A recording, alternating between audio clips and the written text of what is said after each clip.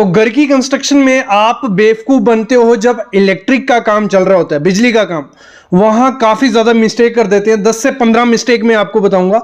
Pipe कौन सी है घर के लिए? काफी नाम आपके सामने आते होंगे। सीपीवीसी आती है, पीवीसी है, यूपीवीसी है, पीपीआर है, और कंपनी भी काफी ज्यादा है। आप क्या करते हो, अपने प्लम्बर को बोलते हो और वो आपको कंपनी बता देते हैं, सुप्रीम ले लो, एस्ट्रल ले लो, आशीर्वाद ले लो, अपोलो ले लो, कोई भी आप उठा के ले आते हो, उसमें घुसते नहीं हो कि बेस्ट कौन सी है। क्योंकि पाइप अगर अच्छी नहीं होगी ना तो आपको कैंसर हो सकता है, आपको कोई बीमारी हो सकती है, क्योंकि पाइप अंदर से डिट्रॉयड होती है, खराब होती है, और वही पानी आप पीते हो। तो आज की वीडियो में बताऊंगा कि कौन सी पाइप बेस्ट है प्लंबिंग के लिए, गर्म पानी के लिए, ठंडे पानी के लिए, पीने वाले पानी के लिए, कैसे उसमें पैसे बचा सकते हो, कंट्रैक्टर कैसे आपको बेवकूफ बनाता है। इस वीडियो के बाद सब क्लियर हो जाएगा। तो स्लैब से शुरू करते हैं।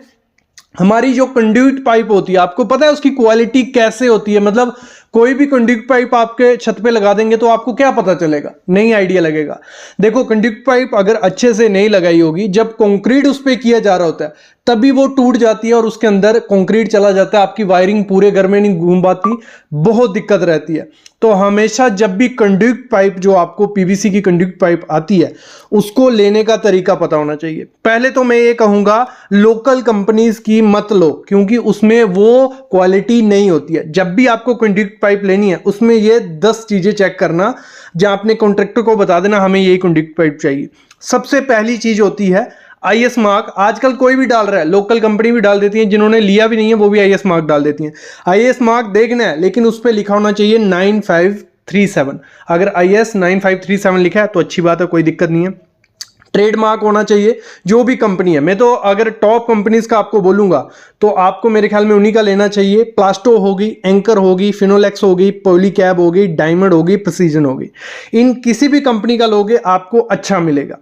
और मोस्ट इंपॉर्टेंट चीज होती है, कभी भी आपको कंडक्ट पाइप लेनी है तो उस पर देखना कि उस पर HMS, MMS या LMS क्या लिखा है इसमें से।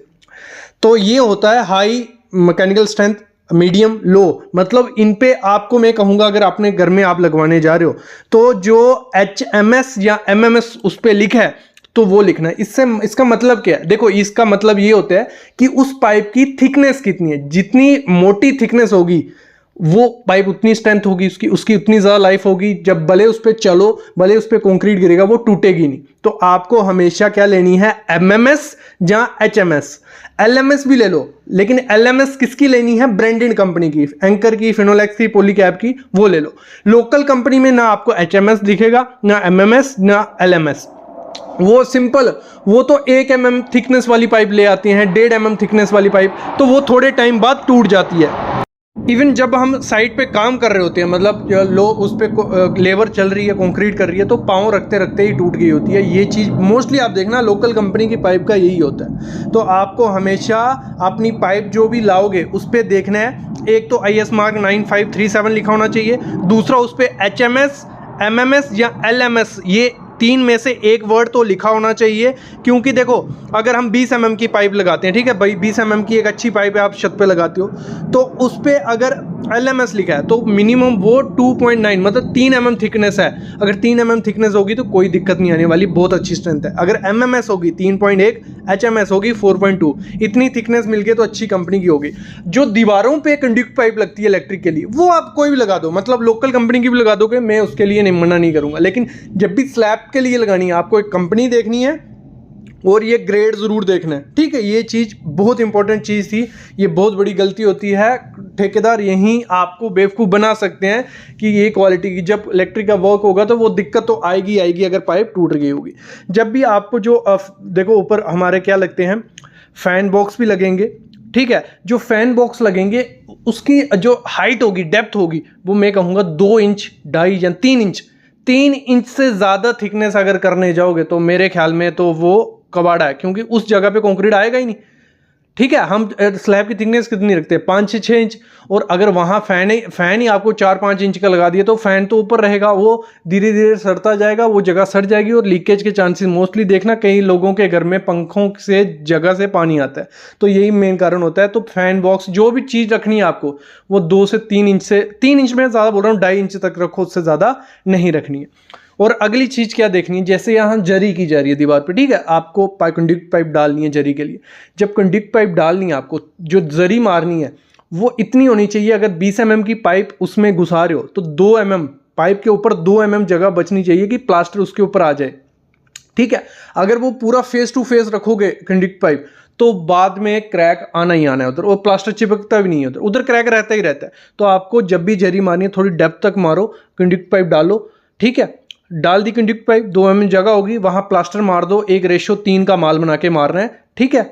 लेकिन जब प्लास्टर मारना है उससे पहले आपको वहां चिकन मैश लगानी है। चिकन मैश लगाई रहेगी तो प्रॉपर से बॉन्ड रहेगी, नहीं तो वहां क्रैक रहेगा। तो आपको चिकन मैश लगानी है, कंडक्ट पाइप का ध्यान रखना। मैं कहूंगा कोई नहीं, लेकिन लोकल कंपनी का क्या दिक्कत होती है, देखो लोकल कंपनी का आप लगा सकते हो वहां जो दीवार पे, लेकिन वो फायर रेसिस्टेंट नहीं होती, ठीक है। फायर रेजिस्टेंट जब नहीं होंगी तो क्या होगा, अगर बाई चांस आपकी वायरिंग अंदर से जलती है तो सबसे पहले पाइप आपका आग पकड़ लेगी और पूरे घर में आग लगा सकती है वो। तो मैं कहूँगा पाइप पे बहुत ध्यान देना। आपको फायर रिटर्डेंट जो रहती है आजकल आ गई हैं, मतलब जिनमें जल्दी आग नहीं लगती, तो वो वाली लेनी है। प्लास्टो कंपनी की बहुत अच्छी है, एंकर की बहुत अच्छी है, फायर रेजिस्टेंट वाली पाइप, कंडक्ट पाइप, ठीक है। ये चीज़ भी ध्यान रख लेना। ये 2 चीज़ें होगी जो बहुत इंपॉर्टेंट चीज़ थी। और ऐसी जरी मत कर देना, 9 इंच की दीवार है, आर पार जरी कर दी है तो क्या फ़ायदा है, कुछ फ़ायदा इसका नहीं रहा। और एक चीज़ मैं ज़रूर कहूँगा, जब भी आपको कंडक्ट पाइप लगानी है या पॉइंट देने हैं लाइट के, प्लानिंग के साथ चलो। अगर प्लानिंग नहीं की रहेगी तो आपकी जो वायरिंग मोस्टली रहेगी, कई वायरिंग आपको बाहर से लेनी पड़ेगी, जो मतलब कंडक्ट पाइप में जगह ही नहीं होगी, जब प्लान ही नहीं किया होगा। जब पंखे का जो जहां आपका बेड आना चाहिए वहां अगर फैन बॉक्स नहीं रखा है तो पंखा दूर होगा, उस पंखे का क्या काम है। तो ये चीज़ें पहले प्लान कर लेनी है। प्लानिंग मोस्टली जो मैं 90% घर देखता हूँ, मैं कमर्शियल बिल्डिंग या इंडस्ट्रियल बिल्डिंग की बात नहीं कर रहा हूँ, जो छोटे मोटे घर बनते हैं उनमें बेड कहीं होता है, फैन कहीं होता है, एसी कहीं लगा होता है, लो कहीं होते हैं, तो वो प्रॉपर प्लानिंग नहीं होती है। वो वही ऐसे ही डाल दिया होता है, जैसे बाकी घरों में चल रहा है वैसे ही कर दिया होता है। लेकिन ये प्रॉपर प्लानिंग के साथ आपको मिस्त्री को समझा देना है, मेरा बेड यहाँ आएगा तो यहाँ फैन होना चाहिए। तो इस तरीके से प्लानिंग के साथ रखना, और बाहर 1-2 पॉइंट दे दो कि अगर फ्यूचर में कुछ करना है तो आपके बाहर से पॉइंट से काम हो सकता है, नहीं तो वायरिंग बाहर बाहर से लेनी पड़ती है। ये भी बहुत टाइम देखा है। ये क्लियर हो गया, यहां तक क्लियर हो गया। फिर आती है मोस्ट इंपॉर्टेंट चीज, जब भी वायरिंग करवानी है, जो आपकी वायर होगी वो फायर रेसिस्टेंट वाली ही लेना। देखो लोकल कंपनीज की आधे रेट में मिल जाती है, दूसरी आपको थोड़ी कॉस्टली पड़ेगी।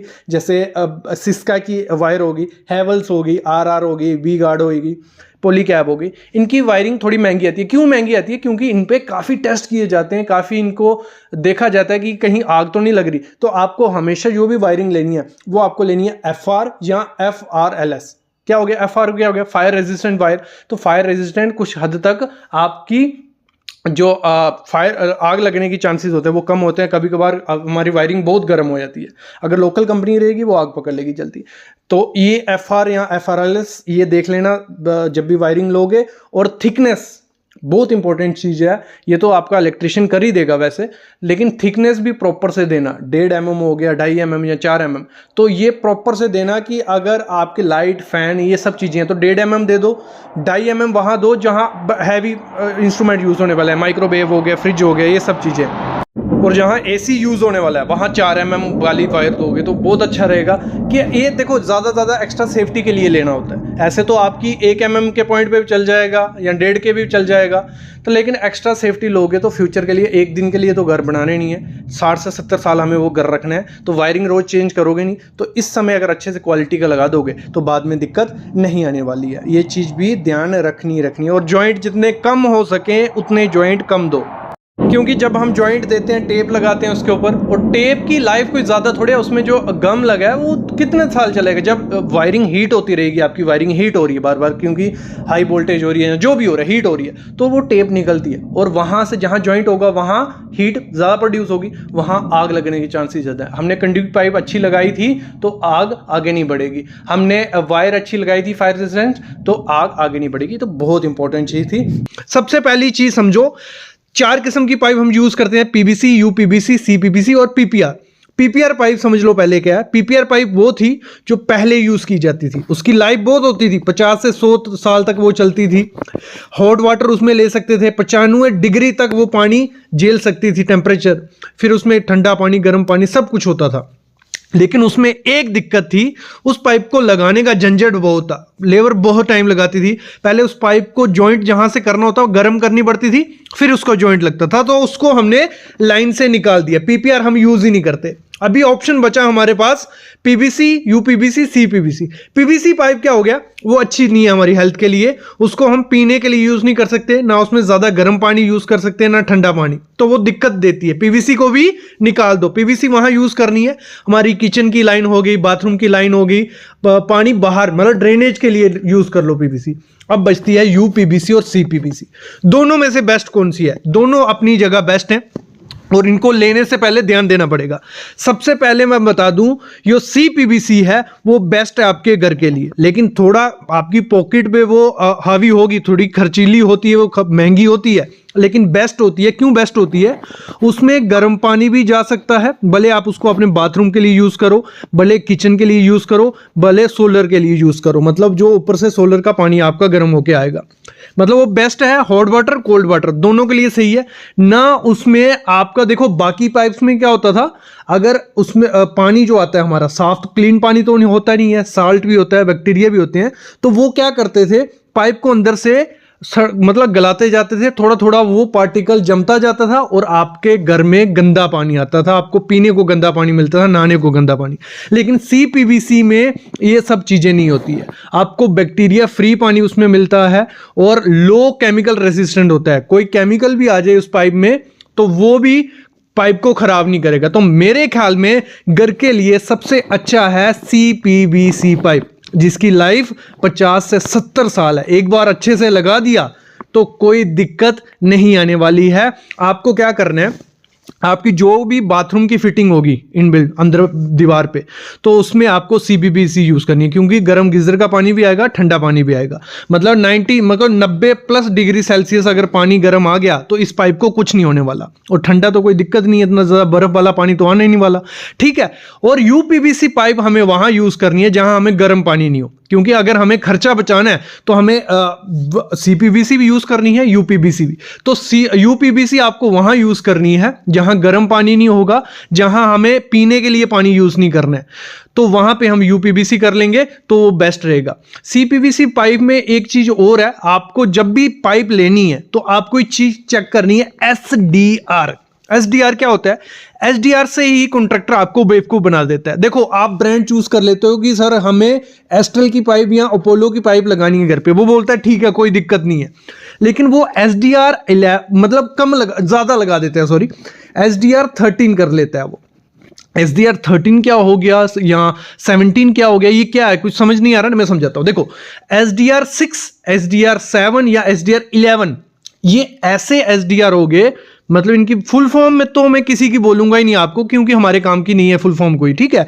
एसडीआर समझो, एसडीआर 11 जो है वो हमें अपने घर के लिए यूज करनी है। क्यों यूज करनी है? क्योंकि वो पाइप मोटी होती है, थोड़ी कॉस्टली होती है, उसमें प्रेशर अच्छा, मतलब आपकी पाइप फटेगी नहीं। कभी भी प्रेशर पानी का बनता है पाइप में तो वो फटेगी नहीं, ना लीक होने के चांसेस कम होते हैं। तो आपको एसडीआर 11 यूज करनी है।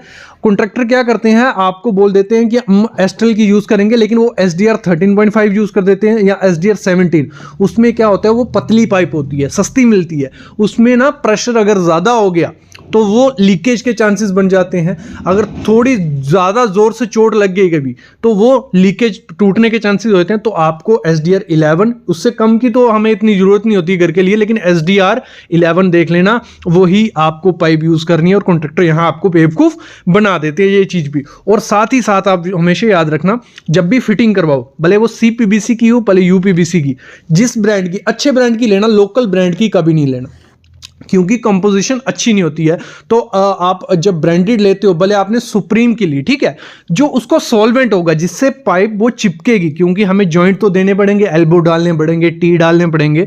तो जब हम दूसरी कंपनी का सॉल्वेंट दूसरे ब्रांड में यूज करते हैं तो वहां भी चांसेस लीकेज के बनते हैं। ये मोस्टली देखा गया, आप मानोगे नहीं, लेकिन कभी ट्राई करके देखना कि आपको हमेशा क्या करना है। अगर सुप्रीम की पाइप आप ले रहे हो तो आपको सुप्रीम का ही सॉल्वेंट लेना है चिपकाने के लिए, ना कि एस्ट्रल का या आशीर्वाद का।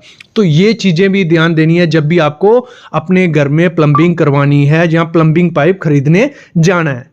और अभी हमें अगर बात करूं तो खर्चा कितना पड़ता है सीपीवीसी या यूपीवीसी लगाने का? प्लम्बर मोस्टली सेम रेट ही लेता है, क्योंकि अप्रॉक्स अभी 18 रुपये रनिंग फीट के हिसाब से है। फिर पाइप के डाया पे भी डिपेंड होता है, कुछ लोग जॉइंट्स के हिसाब से देते हैं, तो आपको देखना है। लेकिन जब भी आपको प्लम्बर चूज कर रहे हैं, मोस्ट इंपॉर्टेंट गलती जो कर लेते हैं लोग, प्लम्बर एक्सपीरियंस नहीं चूज करते। तो आपको प्लम्बर का पुराना काम देख लेना है और प्लम्बर चूज सही से करना है। और साथ ही साथ ध्यान रखना, जब भी आप प्लम्बिंग करवाओ अपने बाथरूम की, टॉयलेट की या किचन की, तो जब वो प्लम्बिंग कर लेता है, प्लास्टर करने से पहले एक बार प्रेशर टेस्ट जरूर करो। ये इंडिया में जो भी घर की कंस्ट्रक्शन करवाते हैं कभी भी प्रेशर टेस्ट नहीं करवाते।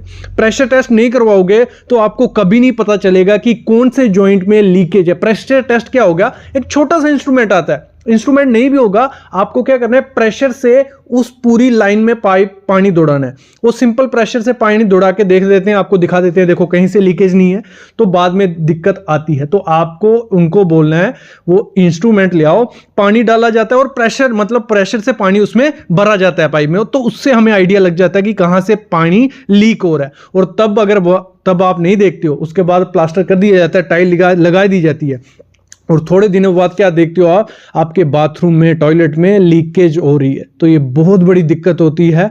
आपको प्रेशर टेस्ट करवाना ही करवाना है। इसीलिए मैं बोल रहा हूं, एक्सपीरियंस प्लम्बर लोगे तो उसको पता होगा सब कि प्रेशर टेस्ट क्या है, कहां से कैसे होगा, कैसे प्लम्बिंग करनी हो, कैसे चेक करवानी होती है। तो इस तरीके से आपको प्लम्बिंग करवानी है, नहीं तो दिक्कतें रहती हैं। तो हमेशा एक चीज ध्यान रखनी है, सीपीवीसी पीवीसी पाइप यूज करो जहां गर्म और ठंडा पानी आने वाला है, और पीने का पानी यूज करने वाले हो। अगर और पीने का पानी यूज नहीं करना है तो वहां पे यूपीवीसी के साथ जा सकते हो। पीपीआर को तो मेरे ख्याल में नहीं यूज करना है, अच्छी पाइप है लेकिन उसको लगाने का झंझट बहुत रहता है और लीकेज के चांसेस पीपीआर में रहते हैं। अच्छे से जॉइंट अगर नहीं लगेगा तो पीपीआर में लीकेज के चांसेस रहेंगे। तो मेरे ख्याल में आपको आंसर मिल गया होगा, ब्रांड भी पता चल गए, क्या ध्यान देना है, कहां कॉन्ट्रैक्टर बेवकूफ बना सकता है। तो ऐसी वीडियोस हम आपके लिए लाते रहेंगे। अगर आपको पार्ट 2 चाहिए इसमें तो आपको क्या करना है, कमेंट करना है, तो हम ले आएंगे। लेकिन प्लीज चैनल को सब्सक्राइब कर लो और बेल आइकन दबा लो।